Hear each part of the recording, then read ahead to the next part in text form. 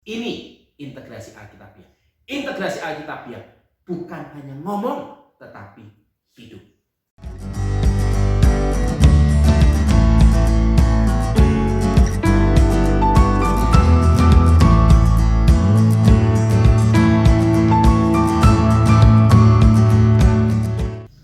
Salam sehat, salam kudus. Sobat yang terkasih, sobat-sobat sekalian, sudah saya ajak selama 8 sesi untuk melihat dasar-dasar integrasi Alkitabiah. Dan hari ini di dalam 15 Minutes Biblical Integration, saya ingin mengajak sobat sekalian untuk memikirkan ulang dengan segala dasar-dasar yang ada. Sebenarnya integrasi Alkitabiah itu mesti seperti apa? Di dalam Yohanes 15 ayat yang ke-7 dikatakan demikian. Jikalau kamu tinggal di dalam aku dan firmanku tinggal di dalam kamu, mintalah apa saja yang kamu kehendaki dan kamu akan menerimanya. Tekanan saya ada di jikalau kamu tinggal di dalam aku dan firmanku tinggal di dalam kamu. Saya ulang, jikalau kamu tinggal di dalam aku dan firmanku tinggal di dalam kamu. Bukankah ini sebuah frase yang sangat kuat yang menunjukkan tentang integrasi Alkitabiah yang sesungguhnya? Integrasi Alkitabiah yang sesungguhnya itu bukan di luar diri kita, tetapi menyatu dengan hidup kita. Ada baiknya sebelum kita lebih jauh berkaitan dengan hal itu, kita lihat terlebih dahulu sesungguhnya apa yang disebut bukan integrasi Alkitabiah dan apa yang sebenarnya disebut sebagai integrasi Alkitabiah. Setidaknya ada beberapa hal yang dipraktekkan orang itu berpikir bahwa dia sudah melakukan integrasi Alkitabiah, tapi ternyata sama sekali dia tidak melakukan itu sesungguhnya. Yang pertama yang bukan integrasi Alkitabiah itu adalah menulis ayat Alkitab di bahan ajar. Entah itu di dalam bentuk PPT, entah itu di dalam bentuk worksheet atau lembar kerja atau lembar ujian.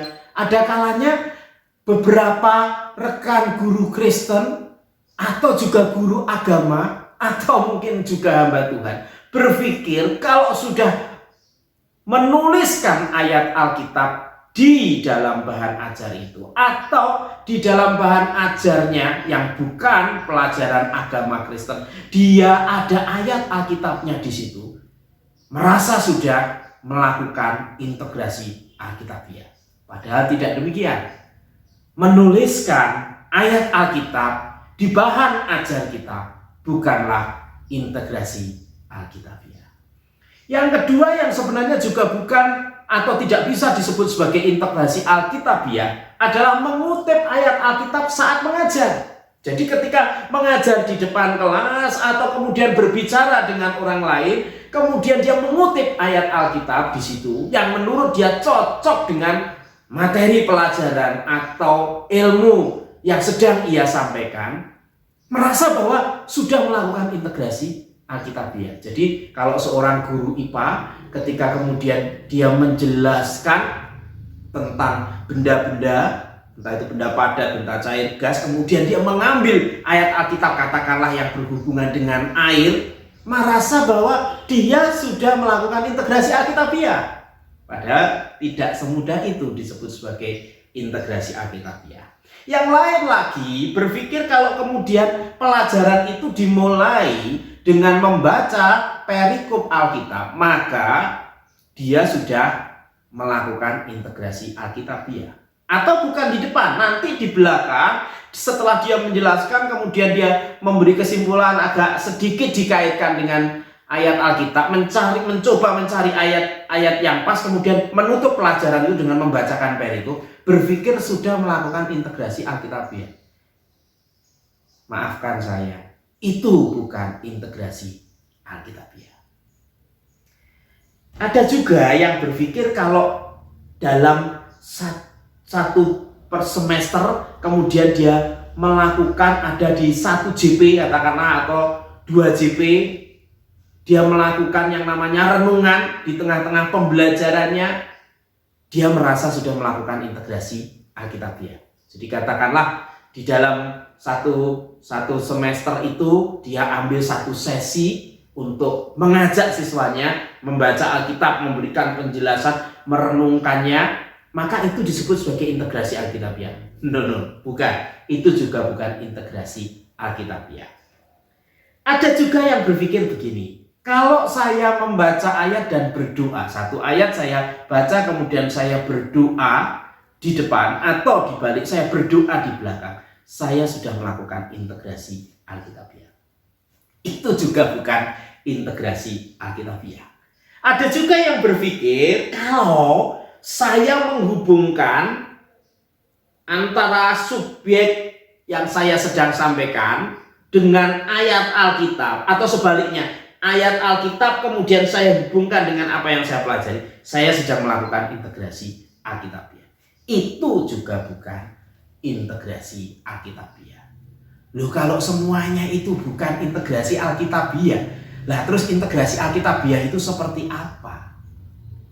Integrasi Alkitabiah, sobat-sobat sekalian, tadi saya sudah membacakan di dalam Yohanes 15 ayat yang ke-7. Sesungguhnya integrasi Alkitabiah adalah Kristus di dalamku dan aku di dalam firman-Nya. Saya ulang, Kristus di dalamku, aku di dalam firman-Nya. Jikalau kamu tinggal di dalam aku dan firman-Ku tinggal di dalam kamu. Atau kalau kita membaca di dalam pasal yang sama, di dalam ayatnya yang keempat, tinggallah di dalam aku dan aku di dalam kamu. Kita tinggal di dalam firman-Nya dan firman-Nya tinggal di dalam kita. Itu yang disebut sebenarnya integrasi Alkitabiah. Saya ulang.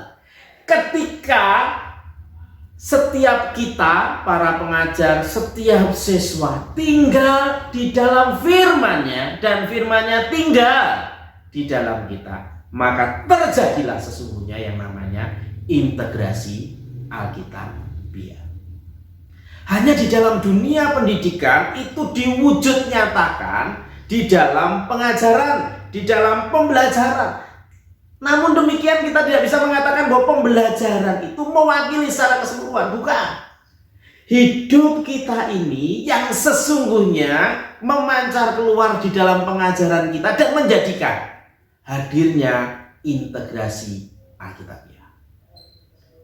Saya tidak sedang mengatakan bahwa saya yang melakukan integrasi Alkitabiah dengan hidup saya menurut versi saya. Bukan demikian. Kita sudah sama-sama belajar. Ketika kita hidup di dalam Tuhan dan Tuhan hidup di dalam kita, ketika kita tinggal di dalam firman-Nya dan firman-Nya tinggal di dalam kita, maka apa yang keluar dari hidup kita, apa yang keluar dari pikiran kita, perasaan kita, dan terwujud nyatakan di dalam tindakan kita, dan apa yang kita katakan adalah firman yang hidup, tentu akan selaras dengan firman yang tertulis. Ini yang disebut integrasi Alkitabiah. Dengan kata lain, sebenarnya integrasi Alkitabiah terjadi bukan hanya sekedar di dalam kelas-kelas kita. Integrasi Alkitabiah bukan sekedar, saya katakan bukan sekedar, terjadi di dalam diskusi kita. Integrasi Alkitabiah bukan hanya sekedar di dalam PBM kita, tetapi integrasi Alkitabiah terjadi di dalam seluruh hidup kita. Pusat integrasi Alkitabiah sesungguhnya adalah diri kita sendiri sebagai pengintegrasi. Kalau diri kita sebagai pengintegrasi merupakan pusat daripada integrasi Alkitabiah. Bukan sekedar tindakan kita, bukan hanya studi kita, bukan hanya sekedar pembelajaran kita, tetapi diri kita, hidup kita bersama-sama dengan orang-orang yang Tuhan pertemukan, percayakan kepada kita, dan seluruh aktivitas kita. Itu artinya saya sebagai pengintegrasi memiliki satu porsi yang sangat besar. Integrasi itu tidak terluar, tidak di luar diri saya, tetapi menyatu dengan diri saya. Tidak di luar murid saya, menyatu dengan murid saya. Karena baik saya maupun mereka melakukan yang namanya pengintegrasian Alkitab di dalam hidup. Melakukan integrasi Alkitabiah. Jika kita adalah pusat daripada integrasi Alkitabiah, maka mau tidak mau ada beberapa hal yang tidak bisa kita lewatkan di dalam hidup ini.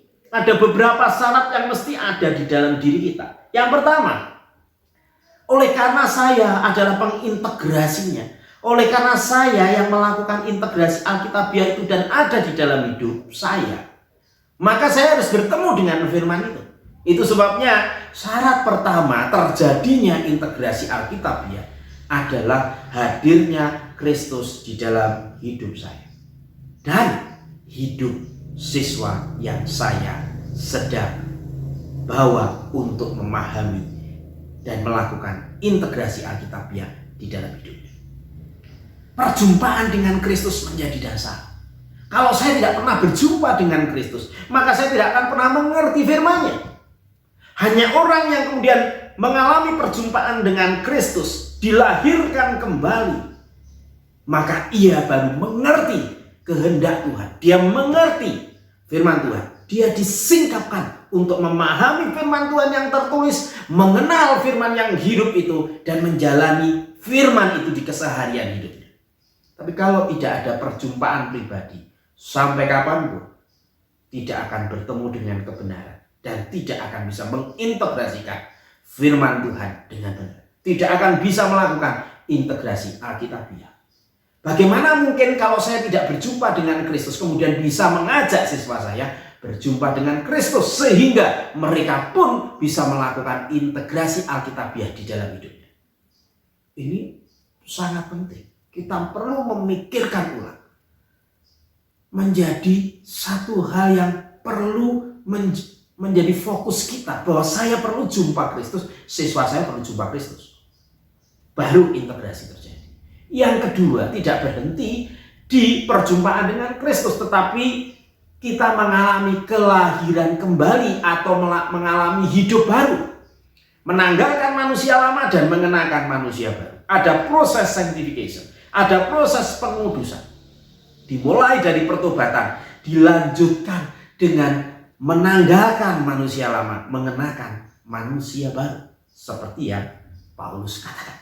Itu artinya bahwa di dalam hidup kita pelan dan pasti ada perubahan. Perubahan pikiran, perubahan perasaan, dan perubahan kehendak. Makin hari pikiran, perasaan, dan kehendak kita selaras dengan firman Tuhan, selaras dengan kebenaran Tuhan. Sehingga siswa, orang lain yang bertemu dengan kita, mereka pun bisa melihat Kristus. Dan ketika kita bertemu dengan firman Tuhan, bertemu dengan berbagai pelajaran yang ada di sekitar kita, berbagai keilmuan, berbagai budaya, kita akan bisa secara alami menunjukkan bagaimana kebenaran Allah di tengah-tengah segala situasi dan aspek hidup itu. Tapi kalau saya tidak punya hidup baru, tidak punya standar baru, saya masih mengenakan manusia lama, maka apa yang saya ajarkan adalah hidup lama, bukan kebenaran Tuhan, bukan kebenaran Alkitab, bukan firman Tuhan. Yang ketiga, tentu selain mengalami perjumpaan dengan Kristus, hidup kita diubahkan dari hari ke hari. Setiap hari kita membangun relasi dengan Tuhan. Saya menyebutnya sebagai hidup bersama Kristus. Kalau di dalam bahasa perjanjian lama adalah tatkala Samuel membuat firman Allah tidak gugur. Kita punya tugas yang sama. Tiap hari kita menggali firman Tuhan melalui pembacaan Alkitab, melalui renungan, melalui ibadah. Kita tidak biarkan satu firman Tuhan gugur. Kalau itu terjadi, itu artinya Kristus hidup bersama-sama dengan kita. Dan kalau Kristus hidup bersama-sama dengan kita, oleh karena pembacaan firman Tuhan dan juga penerapan firman Tuhan di keseharian kita, maka anak-anak kita, orang-orang yang kita ajak akan melihat hidup Kristus. Kita melakukan integrasi Alkitabiah di dalam tindakan nyata kita dan mereka akan menjalankan. Ini integrasi Alkitabiah. Integrasi Alkitabiah bukan hanya ngomong tetapi hidup. Dan integrasi Alkitabiah itu bukan di luar diri kita tetapi di dalam diri kita. Dimulai dengan perjumpaan kita dengan Tuhan, dimulai dengan hidup baru di dalam Tuhan, dimulai dengan terus-menerus bergaul dengan Tuhan di keseharian. Selamat membangun integrasi Alkitabiah di dalam hidup sobat sekalian. Tuhan Yesus memberkati.